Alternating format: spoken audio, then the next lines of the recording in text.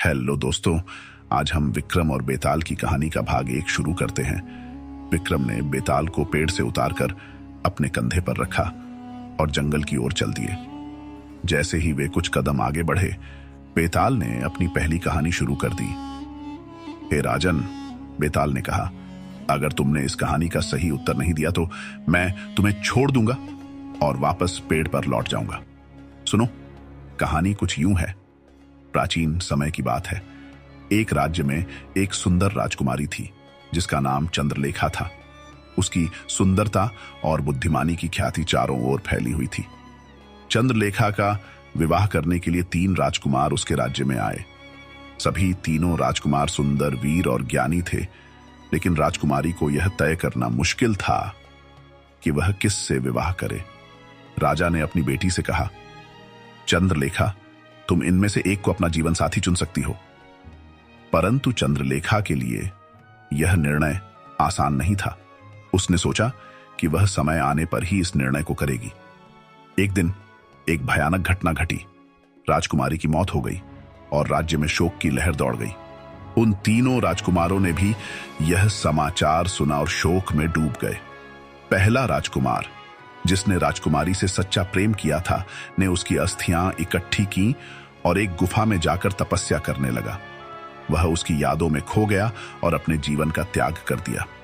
दूसरा राजकुमार, जो चिकित्सा शास्त्र में निपुण था, ने अपनी विद्या का उपयोग करके कोशिश की कि वह राजकुमारी को जीवन में वापस ला सके।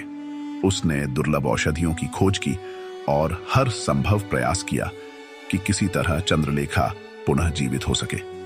तीसरा राजकुमार, जो एक योद्धा था, ने अपने हथियारों को त्याग कर राजकुमारी की समाधि के पास ही वास करने का निश्चय किया।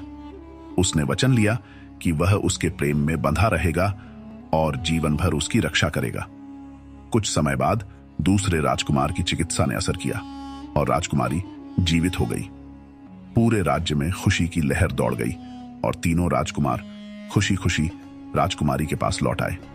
अब समस्या यह खड़ी हो गई कि चंद्रलेखा अब किससे विवाह करेगी। तीनों ने उसे पाने के लिए तपस्या, औषधि और रक्षा का व्रत लिया था।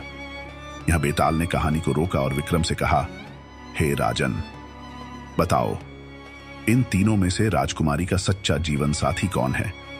अगर तुम जानते हुए भी उत्तर नहीं दोगे तो तुम्हारा सिर फट जाएगा। विक्रम ने कुछ क्षण सोचा और फिर उत्तर दिया, बेताल, मेरा उत्तर है दूसरा राजकुमार। वह चिकित्सा शास्त्र में निपुण था और उसने राजकुमारी को पुनः जीवन दान दिया। यही उसका सबसे बड़ा योगदान है। वह ही उसका सच्चा जीवन साथी होने का अधिकारी है।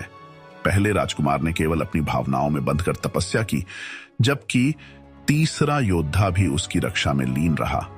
लेकिन दूसरा राजकुमार वास्तव में राजकुमारी के जीवन का उद्धारकर्ता बना, इसीलिए वह उसका सही जीवन साथी है। बेताल ने हंसते हुए कहा, राजन, तुमने सही उत्तर दिया है, परंतु तुम्हारे उत्तर के कारण मैं एक बार फिर उड़कर पेड़ पर लौट जाऊंगा। और यह कहकर बेताल हवा में उड़ गया और पुनः उसी पुराने पेड़ पर जा लटका। विक्रम को क्रोध तो आया, लेकिन उन्होंने फिर से दृढ़ संकल्प लिया और बेताल को पकड़ने के लिए वापस पेड़ की ओर बढ़े। Thanks for watching.